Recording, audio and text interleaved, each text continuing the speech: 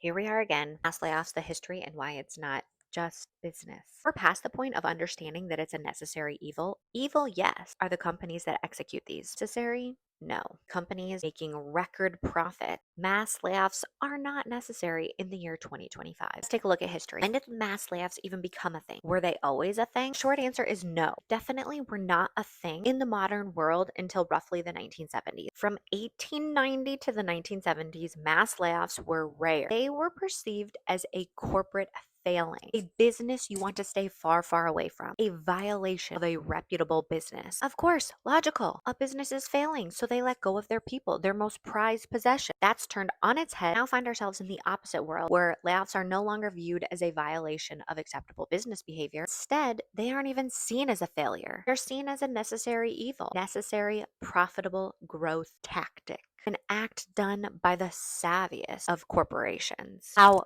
gross. Dig into history a little bit more. Throughout most of the 20th century, if employment was low in the private sector, the government would set up and create work, as it was a widely held belief that the government had a responsibility to ensure full employment. How have we let our government off the hook so easily? They don't even fulfill our basic needs. This markedly changed when deregulation took place in the name of more competition.